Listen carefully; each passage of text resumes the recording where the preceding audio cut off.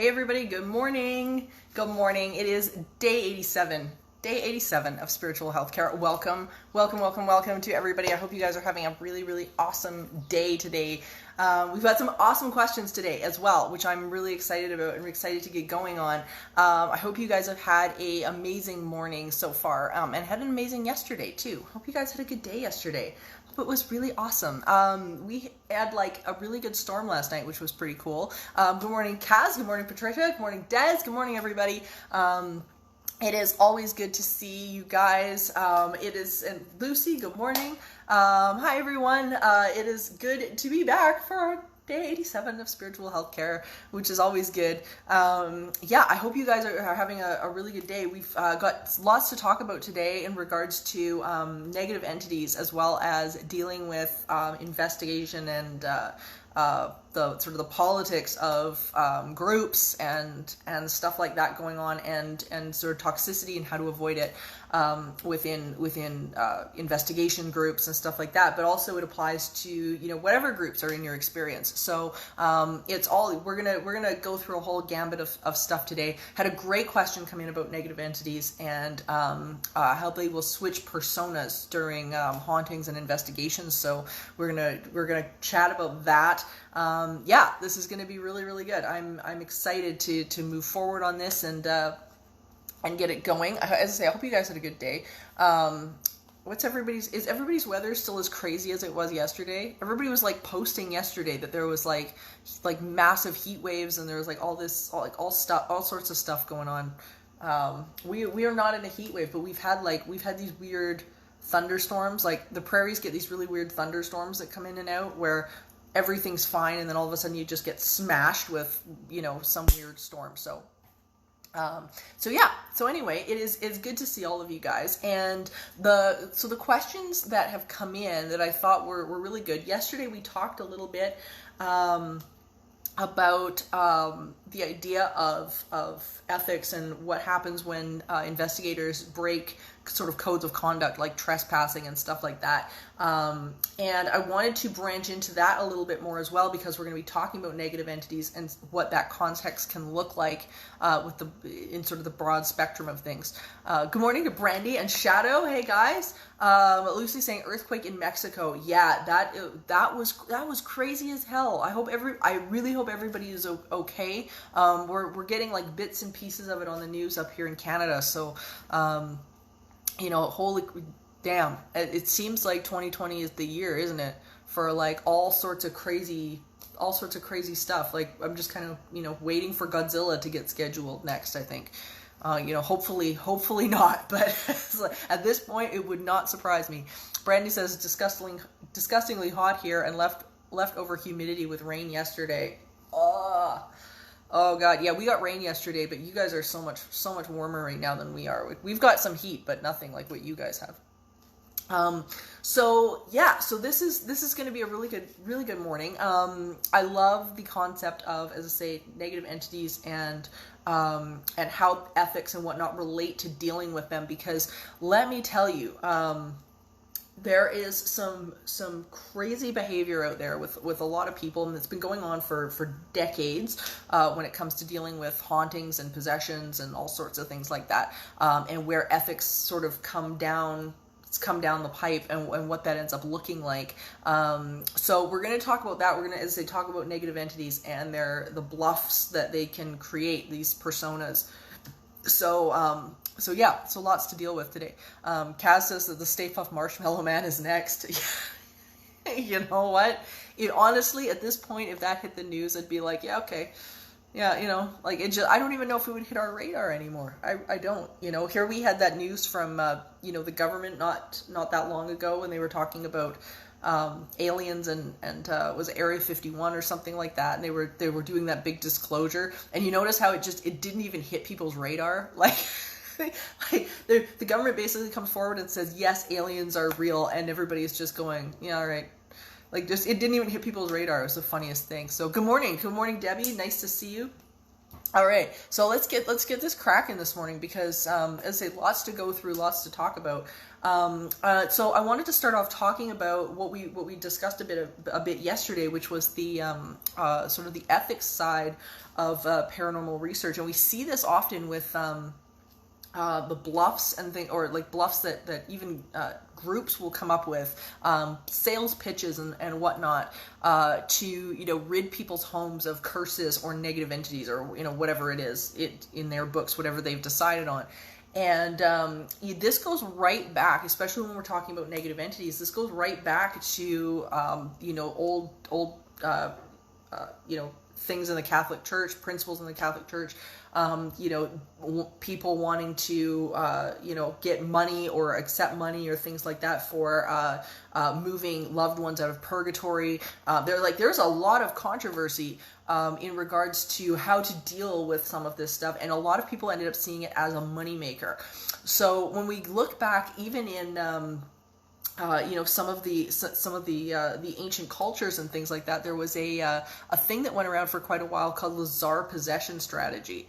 And the Tsar possession strategy actually began with the idea that if your wife or your spouse disobeyed you in some way, then you would take them to an exorcist to have them exorcised, because that must be the problem. If they've disagreed with you, then they must be possessed.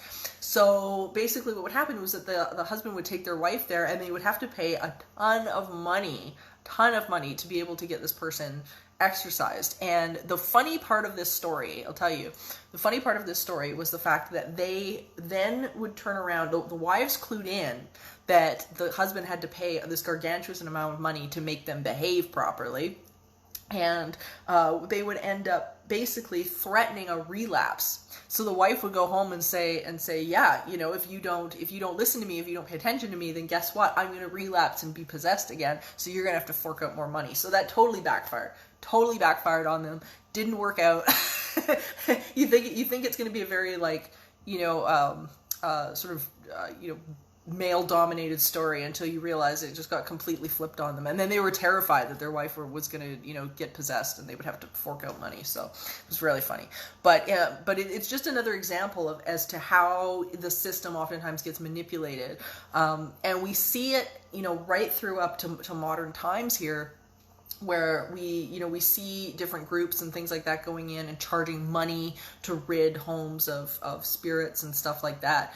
And so the question that spawned this discussion this morning came in on about a week or so ago, and they were talking. The person was asking, what is some of the most unethical things that you've seen during an investigation or during your career? And I honestly have to say that, I think this is one of those things where, you have these different groups, and it goes right back through history of people basically, saying, we will cure your house or fix this for you if you pay us X amount of dollars. And whether that be, coming through some sort of a gimmick, or coming through some sort of a fake psychic or whatever it is, we have to really understand what it is that this looks like, to be able to spot it. I often will take my classes through a sort of a magic lesson about the different types of readings that psychics end up doing and charging money for. And I'm going to run through them for you guys here today so that you guys can spot them and know it.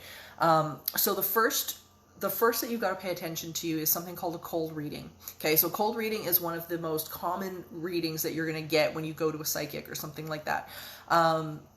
And what happens is they are looking for not only your age, your name, your if you're what jewelry you're wearing, how you're dressed, how you present yourself, all of those different things. And a cold reading is essentially being able to pick up on cues, right? Physical cues and also verbal cues, and being able to pull clues like that and be able to recite a story back to you. So for example, one of the techniques that they use is something called fishing. And fishing, I'll give you guys an example of fishing. It's basically where somebody will turn around and say, okay, let's I heard your husband passed away. Yes, that my husband passed away. Okay, great. I'm getting the sense that your husband was in his 50s. And your immediate response is to turn around and say, oh, yeah, he was in his 50s, you're right. But they don't realize what's happening is they're actually answering a question. They're actually answering questions. So that's called fishing, okay? So that person has not just picked up on information. What they're doing is they're assuming a bit of information based off of the characteristics that you're presenting. As I say, normally it's age has a lot to do with it. How you look after yourself, all of those things all has a lot to do with it. But then they turn around and they start to ask you questions, fishing questions based off of those physical cues that you're giving. And sometimes cold reading can get really interesting because they can be looking for things as subtle as your pupils dilating or your fingers twitching or, muscle movements or all sorts of minute things that you don't really think about. For those of you guys who have been to a cold reader, you've probably had them hold your hand or rest their hands on top of your hands or something like that. And they've probably spent a lot of attention on your eyes, looking into your eyes, trying to get a reading and whatnot. And the reason what they're doing is they're looking for these minute movements in the sympathetic nervous system. So everything from like finger twitches to your blink rate, because when you hear truth, typically your blink rate actually increases. So they know if they've hit on something, if your blink rate increases. So stuff like this. So they're looking for all of these different things. And often, you'll go into a reading, you'll fill out information, you'll sign cards, all sorts of stuff, and you've given them all sorts of ammo for a cold reading. So that's a cold reading. The second one is called a hot reading, of course, which is the opposite. And a hot reading takes a little bit more time. It's a little bit more in depth. And usually, if a psychic or something like that is going to be using a hot reading technique, they usually have you make an appointment beforehand. So when you call to make your appointment, you're usually giving out a bunch of information, definitely including your name and your question, all sorts of things like that, where you live, different things. So usually the people that ask for make an appointment are a hot reader. And what they do is they take that time before the appointment to go and do a deep dive on you. So they're looking at social media, they're looking at family histories, they do a deep dive as to, who you are, what's been going on, what's public, what's not public, all of that. And they start to take a really hard look at who you are as a person. So when you get there, they have all that information all set up. That's what they do. They have all that information all set up. So that's what a hot reading looks like. There's been a lot of psychics over the years that have been busted for hot reading. Somebody like Derek Okora, unfortunately, everybody I know really liked him. But Dr. Kieran O'Keefe, very notable and reputable parapsychologist, called out Derek Okora on being a hot reader.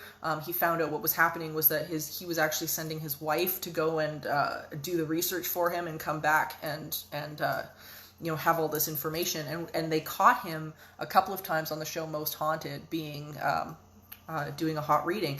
And what was funny was what clued Dr. O'Keefe in that was what was going on was that he was coming up with names, or he was coming up with names of like the people who had been buried maybe on the property or something like that, and he would only come up with the name on the tombstone that was written there instead of like the person's actual name. Like he would come up with those specific initials because that was all that was available.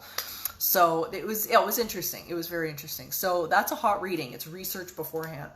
The third type that you guys should be aware of is something that's really, really tricky. And these people are the hardest to decipher, and it's called a warm reading. So a warm reading can be really, really tough to figure out, okay? Because a warm reading is essentially someone who knows enough about anthropology and is kind of a jack of all trades that they can start to pick out things like, what are the illnesses, for example, that you are most likely to have.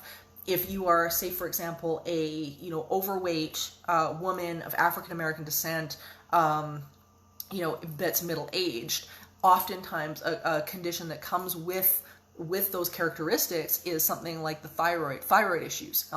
So they know enough about anthropology, they know enough about like the systematics with people that they can turn around and come up with really accurate stuff that sounds like they would have needed some sort of insider information. And this can be really, really, really difficult to peg and to prove that they didn't know. It's very interesting, but they are some of the toughest people to bust in terms of fake psychics and stuff like that. It's really, really difficult. They can also be really dangerous because they'll come up with diagnoses and stuff like that seem correct, and seem like they shouldn't know this stuff, and they know it. So now, as much as I said about mediums and things like that, let me tell you, there are some brilliant mediums out there, like brilliant. Places you can find them are locations like the Forever Family Foundation, Windbridge Institute, places like that where you've got the real deal. But something to watch out for. Pay attention to what and educate yourself as to how that's going, how things are going on when you're dealing with mediums you're paying money to. Be very careful. Sally is asking any comment on any of the famous mediums on TV. Yeah, and unfortunately, in my opinion, I have not seen one in my point of view that I've considered genuine. Usually, I can pick out pretty quickly what they're doing, and I think you guys now that you know the techniques or some of the techniques, I think you guys are going to watch them and you're going to see it as well. Often, what always cracks me up is with a lot of these shows and stuff like that is the fact that it looks often like they just wander into a location and start filming and they're picking out random people. And what always makes me laugh about that is, especially in places like California and different places in the States, you literally cannot film without a prior filming permit. You literally cannot. You have to plan it out ahead of time. You have to get the proper permits or they will throw you right off the property, because there's so many filming locations and it's such a big moneymaker for them that it's like you have to pay for your permit. You have to do all of that kind of thing, because if you don't, they think they're losing money. So all of that has to be planned out beforehand. So nothing's random, and nothing is random in television. Let me tell you, it really isn't. They can't afford it to be random. They can't. So there's a lot of plants that are going on with that, and there's a lot of pre-planning that goes in ahead of time. So and people forget too, that when the producers call them. For example, if you get like a medium show, and oftentimes they will turn around and say, well, why do you want to speak to so-and-so? Well, of course, that participant is going to tell them all the reasons, right? They're going to say, my loved one passed away, and this is who he was, and this is who she was, and this is why I missed them, and this is what they used to leave me. And of course, they're dumping all this information onto the producer, but they don't realize that oftentimes that information then goes to that medium, right? So they forget. They're like, well, I haven't told the medium anything. Well, of course you haven't, but you've told everybody else. So it's not hard. So it's really interesting. So Wes Coleman is saying Kieran O'Keefe also planted a fake name on a location and Derek supposedly picked up on it. Yeah, exactly. So that there's another great example of a hot reading right there. Suddenly they're miraculously picking up on this information. Another incident was in Castle Leslie. It was when they were in Castle Leslie. And he had gone into what is now the Red Room, which was Norman Leslie's room, the fellow who passed away, the soldier who passed away. And he was going on and on and on about Norman Leslie and the furniture and stuff like that in there. And what ended up happening was that they had actually moved that to another space. And nobody knew that. Of course, nobody knew that was in the house. But they thought it was exactly the same, and it wasn't. So it was really interesting. So I wanted to touch quickly on, this, as I say, this idea of these bluffs, whether it be through people and psychics or things like negative entities. And it's funny because we see bluffs that happen when we're dealing with negative entity cases where, they will just lie through their damn teeth at you. But it's really interesting how we see these sort of impersonations that come out. So we see it in the paranormal field where, we've got people pretending to be mediums or psychics or whatever to make money. But in the world of the paranormal and negative entities, it's a little bit different.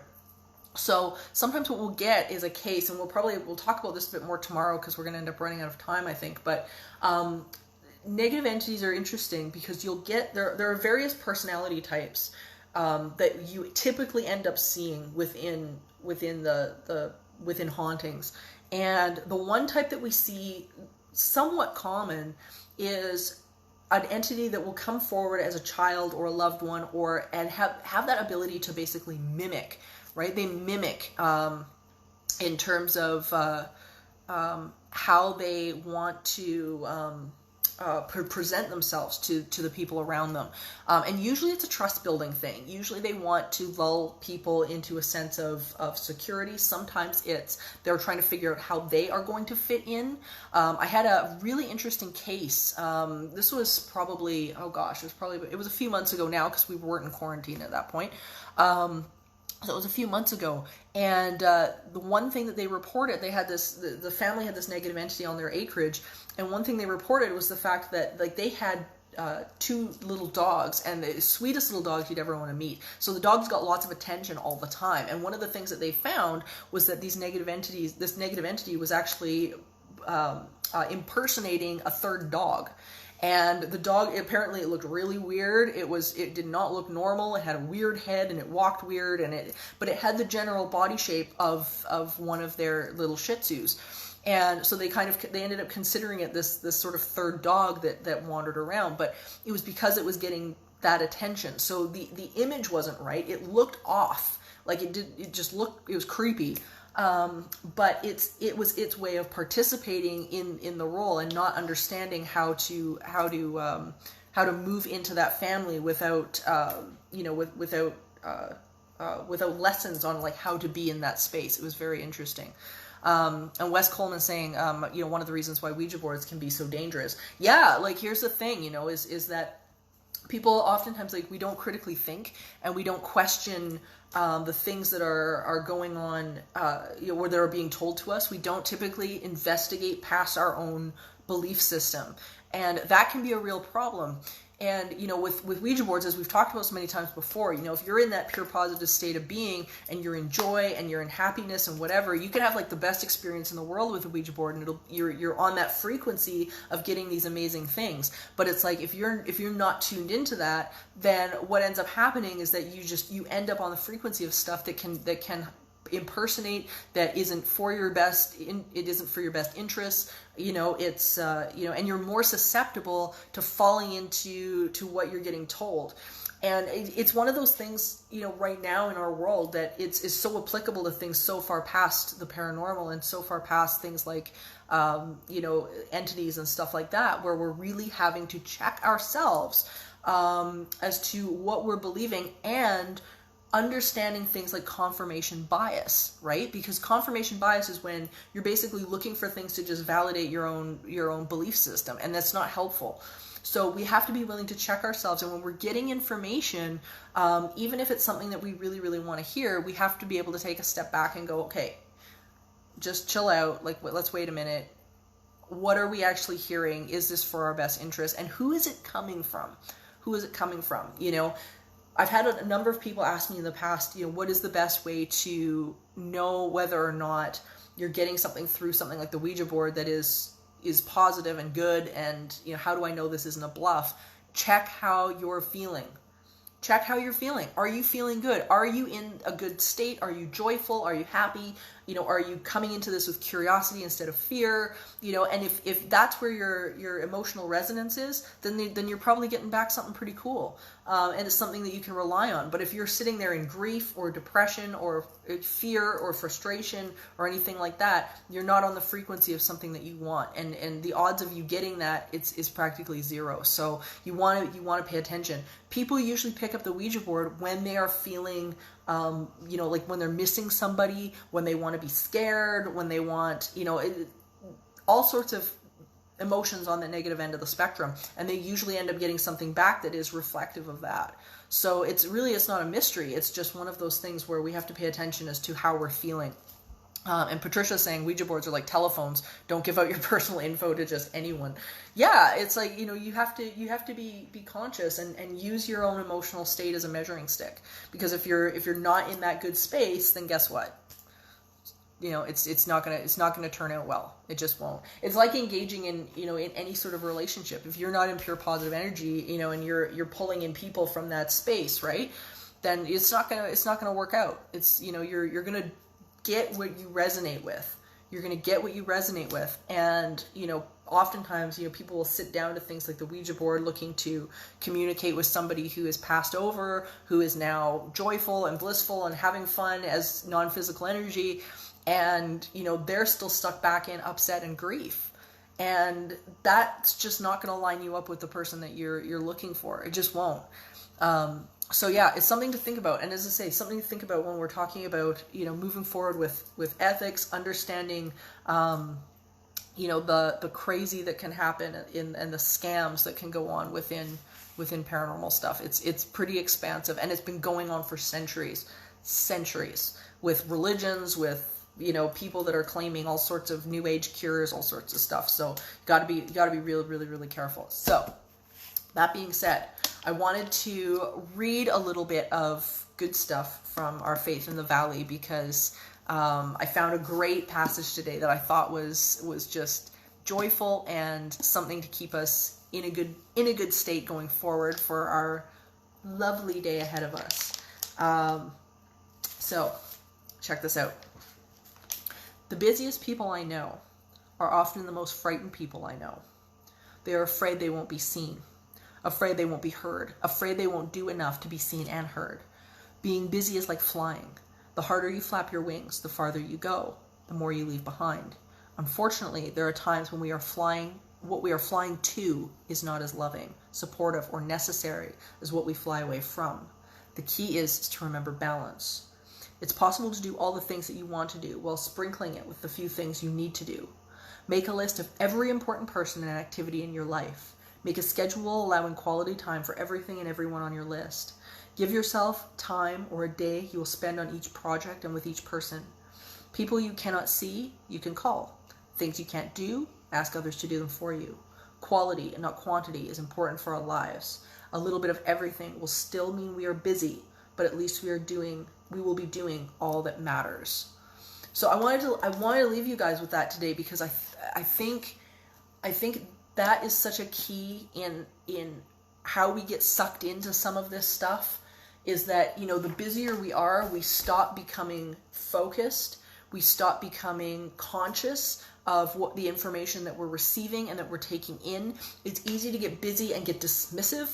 And when we start to fill our lives with the right type of busy, then it becomes really easy to weed out the stuff that seems super toxic. So if we've got people that are moving into our experience and they're literally reading us a line of bullshit, you know, then we pick up on it quicker, because it doesn't fit. It just doesn't fit the paradigm of what we've got going on, and it doesn't fit in with the rest of our world. So we can turn around and say, hey, you know what, that's cool, you know, good luck, best of luck to you, but, you know, I don't have to participate. So Lori was saying she did a study on the Ouija board in college, and there are some really scary case studies. Yeah, there are completely, and there's horror stories in all of this stuff, you know, and it doesn't matter. It doesn't matter really what area of field research you go into. It really comes down to intention, really comes down to vibration, and how we're going to you know, move through that. So it's amazing how important that stuff is. It's really interesting. But I wanted to send you guys off today with our usual affirmations, because we can't go into our day without feeling, you know, like we're getting to the top of the world. We might not be on the top of the world, but we got to at least aim for that. So everybody take a breath.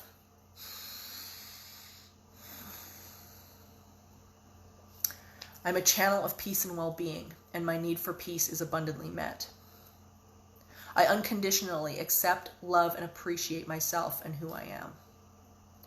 I recognize and am grateful for the abundance that is constantly flowing into my life, which I can choose to allow or not. I feel with every breath a sense of peace and love. I help others by maintaining and tending to their connection with Source and my connection with Source as much as possible. This well-being is accessible to me, even in a sea of uncertainty. And at this moment, all is well. I am able to liberate myself from my past and live with peace and serenity. I can see and appreciate all the beauty and abundance of the life around me. I am able to embrace love while letting go of fear. and I find peace with the soothing silence of my inner being. Everybody take a breath.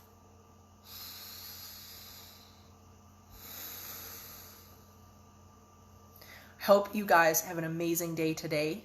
It is day 87. That's crazy. It's day 87. I hope you guys have an amazing day. If you guys want to catch up on more of the spiritual healthcare stuff, youtube.com/entityseeker or entityseeker.ca, as always. Darcy's saying, I would love to talk more about the subject of Ouija. I agree completely. I think we continue this discussion tomorrow, you guys. We barely touched on it. I feel like we've barely touched on the topic and touched on the surface. So tomorrow, that's what we're doing. We're gonna continue this conversation, and I will see you guys then tomorrow morning, 10 a.m. Mountain Time, right here, Spiritual Healthcare. See you guys tomorrow. Bye-bye.